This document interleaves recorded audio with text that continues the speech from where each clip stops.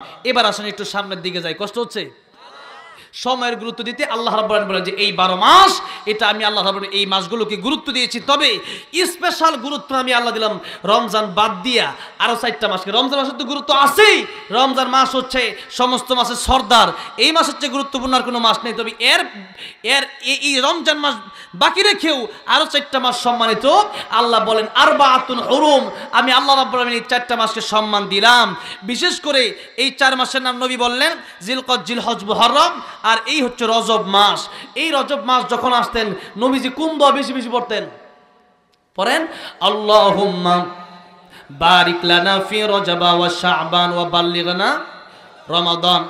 নবীজি পড়তেন, নবীজি দোয়া করতেন, এই মাস আসলে নবীজি দোয়া করতেন, রমজানের জন্য প্রস্তুতি নিতেন। কারণ রজব যখন চলে আসে তার মানে বোঝা গেল রমজান মাস আসতে আর বেশি দেরি নাই। কিন্তু রমজান মাস আসার আগে আগে আমাদের মরণটা হতে পারে কি পারে না? রমজান মাস আসার আগে মরণটা হতে পারে। কিন্তু এই দোয়ার কারণে নবী বলেছেন তকদির কিন্তু পরিবর্তন হয় না, কিন্তু একটা জিনিসের মাধ্যমে মানুষের তকদির পরিবর্তন হয়ে যায়, মানুষের হায়াত বেড়ে যায়। ওই জিনিসের নাম হলো দোয়া। ওই জিনিসের নাম কি? দোয়া। এই জন্য বেশি বেশি দোয়া করবেন। বেশি বেশি কি করবেন?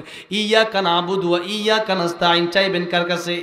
আল্লাহর ইবাদত করে নামাজের পরে আল্লাহর কাছে চান, আল্লাহ দোয়ার মাধ্যমে ইবাদত কবুল করে নেবেন। আমার ভাইরা, আমার বাবাজিরা, নবীজি নিজে দোয়া করেছেন আল্লাহ আমার হায়াত বাড়ায় দাও। কারণ একবার রমজান যে পেয়ে গেল, যেই রমজান মাস আপনি পাওয়ার কারণে নফল ইবাদত করলে কিসের সব? ফরজের সব। আর ফরজ একবার করলে 70টা ফরজের সব। এই মাসের দাম আছে না নাই? শাহরু রমাদান আল্লাযী উনজিলা ফীহিল কুরআন, এই মাসে কোরআন শরীফ নাজিল হয়েছে, এই মাসের দাম অবশ্যই আছে। আমার ভাইরা, আমার বাবাজিরা, এই রমজান মাসে আরেকটা রাত আছে, ওই রাতের নাম লাইলাতুল কদরি খায়রুম মিন আলফি শাহর। লাইলাতুল কদর, এই লাইলাতুল কদর যে আল্লাহ বললেন এই লাইলাতুল কদর হাজার হাজার মাসের চাইতে উত্তম।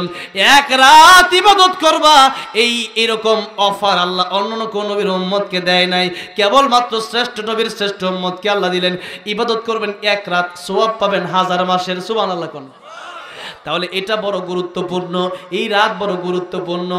নবীজি রমজান মাস পাওয়ার জন্য আল্লাহর কাছে এই মাসে দোয়া শুরু করে দিতেন, আল্লাহ রজবের শাবানে আপনি আমাদেরকে বরকত দেন, আর রমজান মাস পর্যন্ত আমাদেরকে পৌঁছে দেন।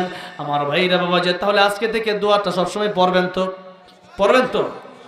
মুফাসসিরিনে কেরামগণ লিখেছেন এই দোয়া যদি আপনি করেন, এই দোয়া যদি কবুল হয়ে যায়, তাহলে আপনি যদি রমজান আগে মারাও যান, রমজান পাইলে ইবাদত করলে যে সওয়াব হতো আল্লাহ সেই সওয়াব আপনার আমল নামায় অটোমেটিক দিয়ে দিবেন। সুবহানাল্লাহ বলেন।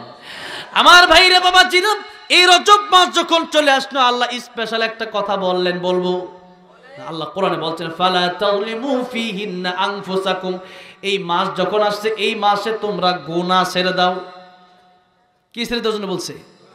গুনাহ ছেড়ে যদি দিতে পারেন তাহলে আপনি আল্লাহর ওলি হয়ে যাবেন। কি হয়ে যাবেন? আল্লাহর ওলি হয়ে যাবেন। ভাইরা, আমার বাবাজিরা, এই মাস যখন আসলো আল্লাহ বলেন আরবাআতুন হুরুম, আমি আল্লাহ 4টা মাসকে সম্মান দিলাম, এর মধ্যে একটা হলো রজব মাস। এই মাসকে যেহেতু আল্লাহ রাব্বুল আলামিন সম্মান দিলেন, এখন আমি আর আপনি মাসের নামই জানি না, সম্মান দিব কেমনে?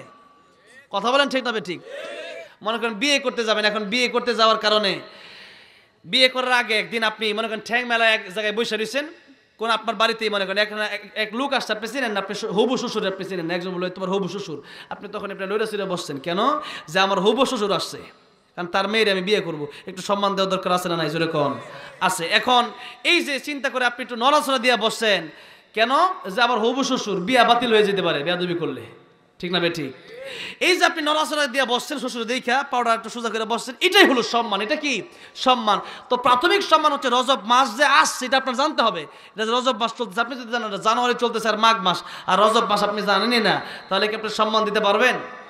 সম্মান দেওয়া মানে প্রাথমিক সম্মান দেওয়া মানে এই মাস যেহেতু চলে আসছে, এই মাসে আল্লাহ যেহেতু এই মাসকে সম্মান দিছে, আমিও সম্মান দেব। সম্মান কেমনে দিব?